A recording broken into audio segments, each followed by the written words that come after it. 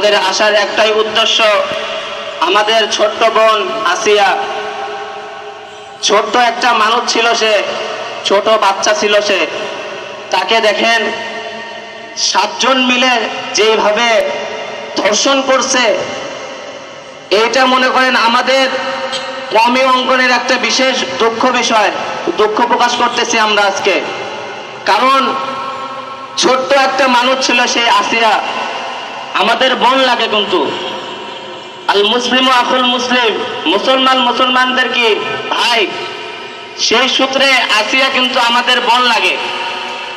এই জন্য আজকে আমরা বগুড়ায় সাতমাথায় অবগত হয়েছি এই কারণে যে বৈষম্য বিরোধী কওমি ছাত্র আন্দোলনের পক্ষ থেকে আসিয়ার যেন আমরা সঠিকভাবে বিচার পাই, সঠিকভাবে যেন আমরা সরকারের কাছে বলে দিতে চাই, আসিয়াকে যেভাবে আপনারা হত্যা করছেন, সামনেবার থেকে আপনাদের ভালোভাবে বলে দিতে চাই, আপনাদের অনুরোধ করে বলতেছি আজকে সামনেবার যেন এরকম ঘটনা যেন আর না ঘটে।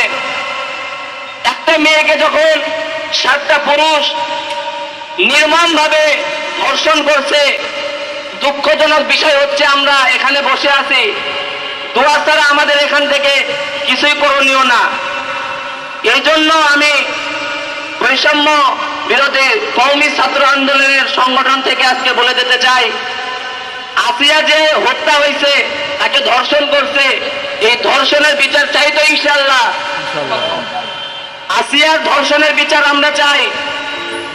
সরকারকে ভালোভাবে বলে দিতে চাই, আসিয়ার ধর্ষণ যে হয়েছে, এই ধর্ষণের কারণে দেখেন ধর্ষণ যে ব্যক্তি হয়েছে, যে মহিলা হয়েছে, তার পরিবার কত কষ্টে কাটাচ্ছে।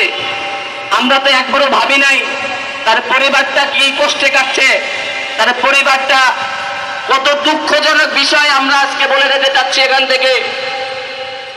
কারণ আসিয়া যে হত্যা হয়েছে, এর বিচার হবে না। বিচার হবে না কি জন্য? সে কি দেশের নাগরিক না? সে তো দেশের একটা নাগরিক। শিশু বাচ্চা হলে কি হবে? সে তো দেশের একটা নাগরিক। আজকে মুসলমান জাতির করণীয় হচ্ছে, আসিয়া যে হত্যা হয়েছে, এই হত্যার কারণে মুসলিম উম্মার বুকে কিন্তু একটু হলে কষ্ট হওয়া উচিত।